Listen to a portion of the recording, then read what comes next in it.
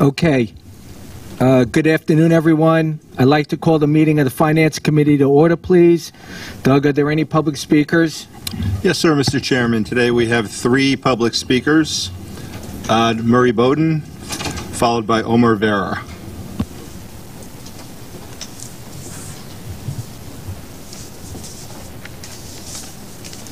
Transition. This one? This is a legacy report. What you've been doing for 20 years. This is a new report. In color, in the picture. It's symbolic of the change MTA is going through. I will present 3 items that affect the finances of the MTA and are representative of the way things have to change. With the Long Island Railroad and MTA, they have to deal adequately with crossing lights.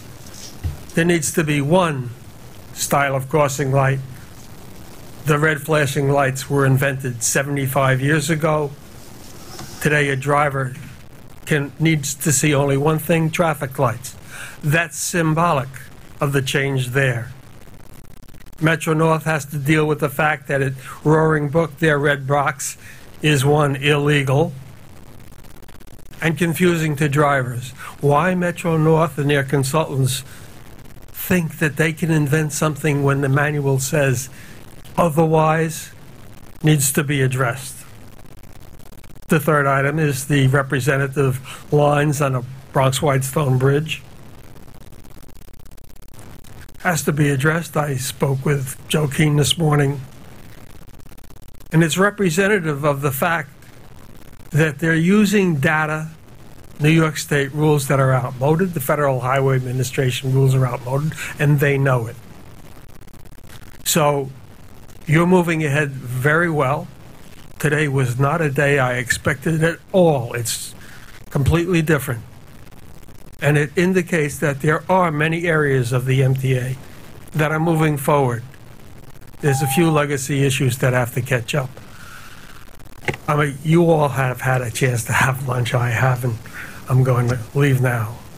And one last thought. You all like to have good meals in New York City. You want to create a city that continues to be viable. There are those who know what I'm referring to. Thank you, Mr. Bowden. Next is Omar Vera, followed by Chris Glorioso. No? That's it? Are there any other public speakers? Oh. Mr. Glorioso. Thanks.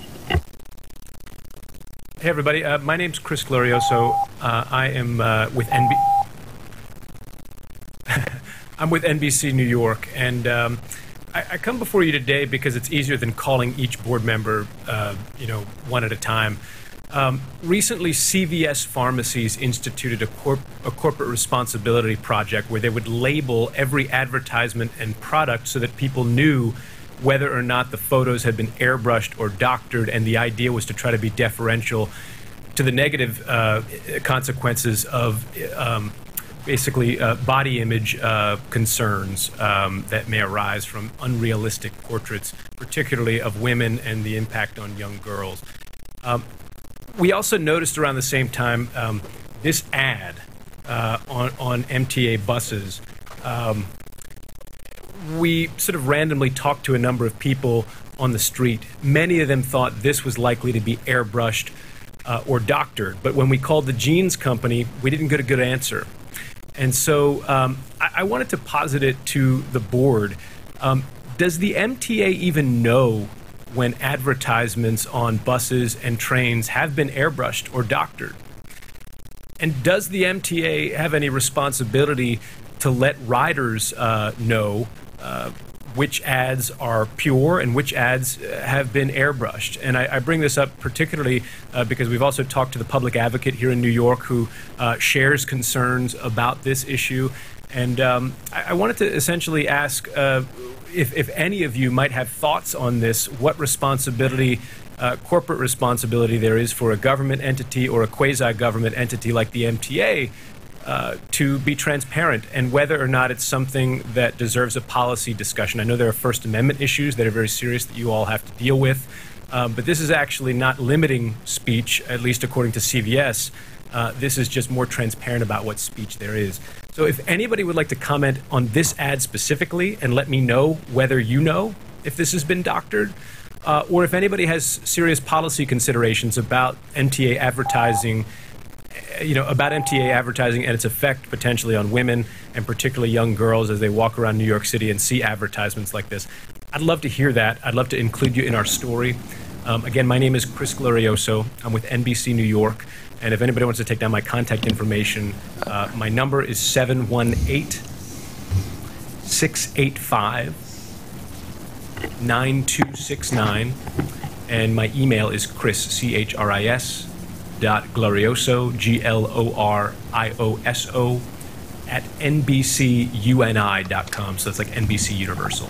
Let me make a suggestion. We greatly appreciate you bringing this to our attention. I don't think anybody here on the board could possibly answer your relevant questions, but what we'll do is we'll take the, I'll make sure this information goes back to Chairman Loda, and I'll have either John Weinstein from the press office, someone contact you directly with regards to trying to answer your questions, unless somebody here.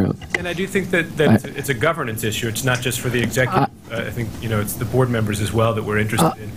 I understand, but just in trying to answer your question, I don't think anybody's necessarily aware of this particular ad. No, I didn't expect. And it's certainly worth having a conversation and discussion about, and I think we will as a follow-up, but I think the first step is for me to bring it to the attention of Chairman Loda and see if we do have a policy in place and we can discuss it as a board in the near future. Thanks very much. And again, I would also say that if there are any female members of the board who have concerns or questions about... Chris, can you tell us who the advertiser is or who the ad is for? Where'd it go? YMI Jeans? Okay. I'm sorry, yes, YMI Jeans. All right. Well, whatever material you can leave for us, I would greatly appreciate it. I can send it to Shams, and okay. give it to the relevant folks. But I appreciate your time today. And okay. Thanks so much. Thank you very much. Okay. Do we have any other speakers? That concludes the public speakers. Great. Can I have a motion to approve the March 19th minutes? Can I have a second? All those in favor? Any opposed? Minutes are approved. Doug, can you take us through the work plan? We have no changes to the work plan. So next we have Budget Watch. We'll be focusing on March preliminary operating results and subsidy cash results through April. I'm going to start with the operating results. Passenger revenues in the month of March were $11 million unfavorable, and that it increased the unfavorable year-to-date variance to $41 million, primarily the result of low subway and New York City Transit bus ridership. We also had the impact of several nor'easter storms in March, and the year-to-date still has the impacts of the winter storm Grayson from January. On the toll revenue, as was talked about at the last meeting, they were favorable by $5 million in March, and that increased the favorable year-to-date variance to $13 million, so that 13 offsets about a third of the $41 million passenger revenue shortfall. Moving to expenses, less of a story. For March and year-to-date, they're slightly favorable, reflecting vacancies and higher overhead credits from reimbursable project activity. That was partially offset by higher overtime expenses, and a lot of that was due to the adverse weather that I talked about, but also work relating to the subway action plan at New York City Transit. The good thing about that is while the overtime relating to the subway action plan is running over budget, the budget that we're comparing it with is that phased-in subway action plan, so it's over budget when compared with that, but with the new recently adopted New York State 2018-2019 budget, we expect those funds to be able to cover any of those overages on overtime and anything else that we've seen on the subway action plan. Continuing with expenses, debt service costs were slightly favorable for the month and year-to-date, mostly timing and some lower than budgeted variable rates. Moving to subsidies, year-to-date through April, state-dedicated taxes and fees were mostly on target. However, a $22 million unfavorable timing variance for MTA aid resulted in overall variance that was $27 million unfavorable. Again, we think that's timing, so we think those taxes are pretty much on target. Moving to real estate, those are slightly favorable year to date. MRT is running unfavorable, which we're a little bit concerned about that. We saw a $26 million favorable year-to-date variance on the urban tax. However, included within that $26 million was one large transaction that generated $22 million. So total subsidies are also on target. So to try to summarize all of those different events, again, the subsidies are on target, revenues are net down, and expenses are slightly favorable, and all those things in aggregate are pretty much on target. So we're ups and downs, but we're pretty much where we expected to be at this point going into the July plan. Any questions?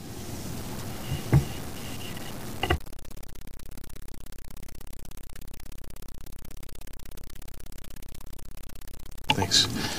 Good afternoon. Finance Watch appears on page 18 of your committee materials. We just have two very brief transactions to report. On March 29th, we bid out $100 million of transportation variable rate refunding bonds for remarketing, and this bond was won by J.P. Morgan at a spread of 30 basis points to the index. Lastly, we had a fuel hedge executed on March 28th. For 2.8 million gallons. This was won by Goldman Sachs, J. Aaron, and the price here was $1.98 a gallon. Happy to take any questions if there are any. Okay, thank you. Okay. We're going to move to headquarter and all agency items. There's one action item, the MTA 2017 Annual Investment Report and MTA All Agency Investment Guidelines.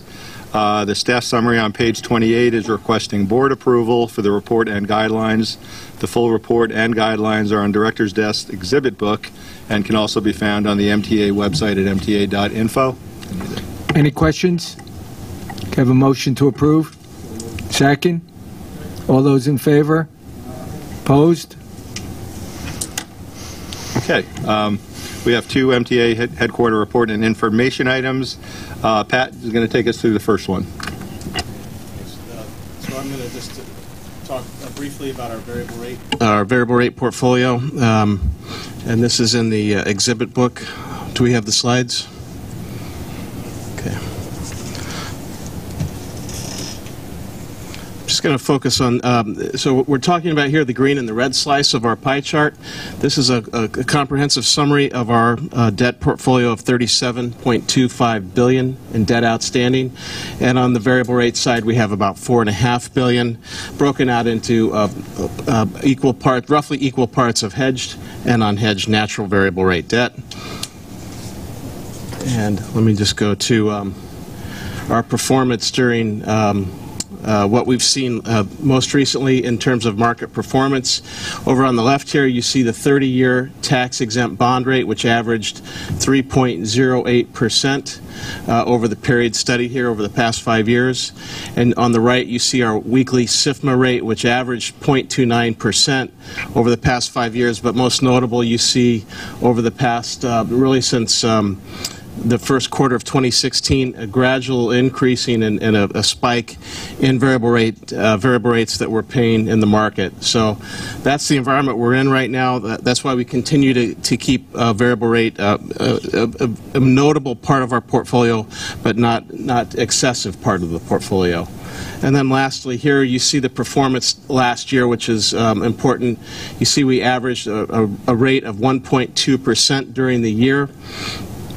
And the weighted average daily rates have increased slightly, again reflecting broader economic conditions and broader market conditions for our variable rate bonds.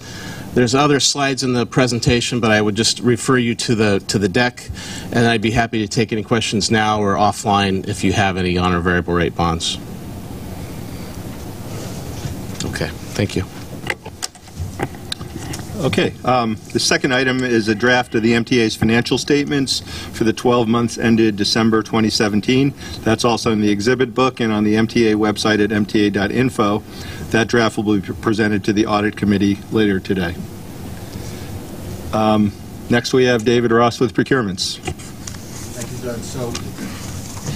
Thank you, Doug. For headquarters, there are 16 procurements for a total of $102,680,508. There are 2 competitive procurements for personal services contracts and 3 modifications to existing agreements for a total of $36,475,924. I want to talk about a few contracts that we have on the headquarters agenda this month that the board may have some legitimate concerns about, so I want to get in front of that and talk to you about them. First, we're extending contracts with Ozone Park Lumber, Turtle and Hughes, and Choice Distribution through March 2019, and where necessary, providing additional funding to cover the extension period. All 3 of these contracts were awarded in 2011, so they've already been extended somewhat. They were 5-year contracts originally. The Ozone and Turtle extensions that we're doing now are for 7 months, and the Choice extension is for 10 months. All of these contracts are subject to a new RFP that we now have on the street. So the purpose is solely to buy time for us to complete what was a very large and complex procurement for these maintenance and repair materials. We have completed a spend analysis on over $300 million in annual commodity costs across the MTA. We collected transaction data from key suppliers, and the new RFP, if you took a look at it, you would see there are actually 14 categories of items, so we might end up making up to 14 individual awards to different contractors for each one of those classes of items. So it was a very significant undertaking of aggregating MTA spend, making sure we did the proper analysis, and it's been the subject of a lot of my focus since I came here about 8 months ago. So that procurement is on the street, and I expect that we'll bring an award pursuant to that procurement to the board later this year. So the extensions that you're looking at are just, again, they're providing time through the existing contracts so that we can complete that procurement. The other one I want to talk to you about is an IBM data center contract that was originally awarded in 2005 for 5 years. It included 2 option years when it was originally awarded, and instead of actually exercising those options, there was a 3-year extension that sort of overlapped with those 2 option years. There was then a 5-year extension to the contract because the new fair payment system rendered development of technical scope documents impractical. So that's why there was a 5-year extension to the contract.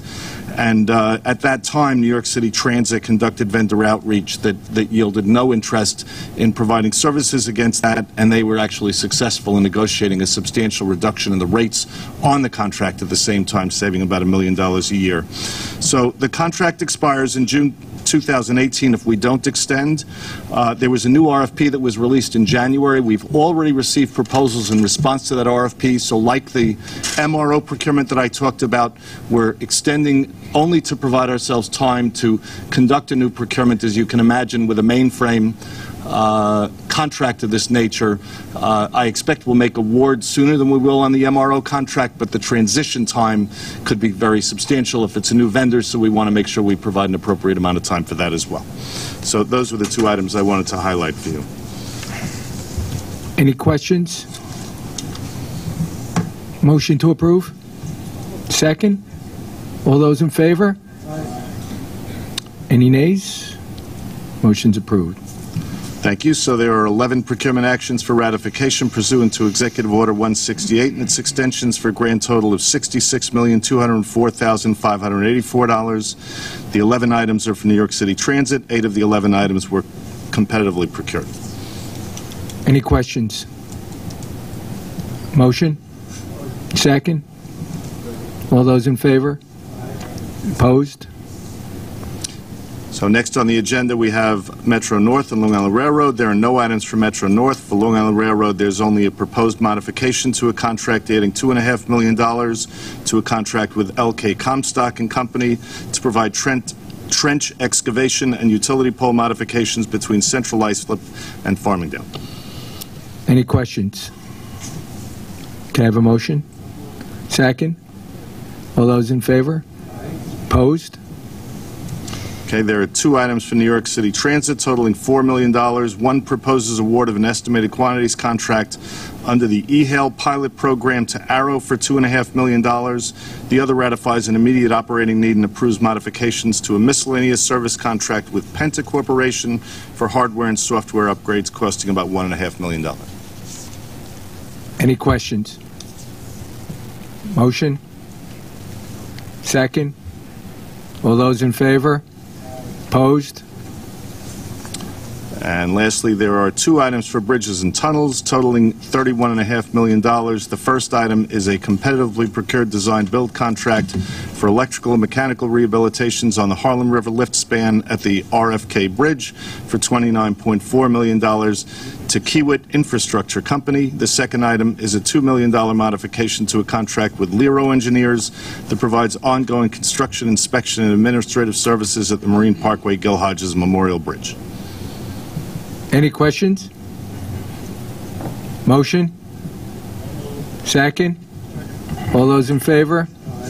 Opposed? Now to Doug. Thanks. So for FIMTAC, we have one action item. It's a capital markets-based reinsurance with a resolution requesting board approval. As part of the continuing effort to reduce FIMTAC's reinsurance portfolio costs and seek competitive solutions for its reinsurance needs, it is recommended that the board adopt a resolution, which is on page 59, that authorized placement of part of FIMTAC's property insurance program through a cat bond issuance. Any questions? Motion? Second? All those in favor? Opposed? Okay, We're almost done. MTA Consolidated Financial and Operational Reports are on page 58 to 111. And next we have David Florio with the real estate portion of the agenda. Thank you. We have 9 action items before the committee today. The first is with the Metropolitan Transportation Authority, the MTA. It is for a lease with Pret a Manger for a restaurant in this building, 2 Broadway. For the Long Island Railroad, we have 2 actions. A lease agreement with Ashcat LLC for a cafe restaurant at the Speonk Station, and a license agreement with the U.S. Golf Association at Shinnecock to construct a temporary train station during the U.S. Open this summer. For Metro North, we have 6 items. A discussion of the Harrison Transit-Oriented Development, a revision to the existing agreement, acquisition of property from the Roman Catholic Church in Somers to construct commuter parking for the Croton Falls Station, a lease with the Bakehouse of Terrytown to take over the entire Terrytown Station, reserving passenger waiting and ticketing, a modification to the Grand Central Terminal fee event schedule for the old main waiting room, an issue permit with Bove Industries for temporary construction staging in Williamsbridge to support New York State DOT reconstruction of Bronx River Parkway, and a license renewal with Spices and Teas for their occupancy in Grand Central Terminal. Happy to answer questions the committee has. Commissioner Halbert? The space for 2 Broadway is the space that's currently occupied by the Transit Museum shop? It is. When would this take effect? We're delivering the space June 1 for construction. Thank you. I'm sorry, July 1. Beg your pardon, July 1. Any other questions? I'll make the motion. Can I have a second? All those in favor? Opposed?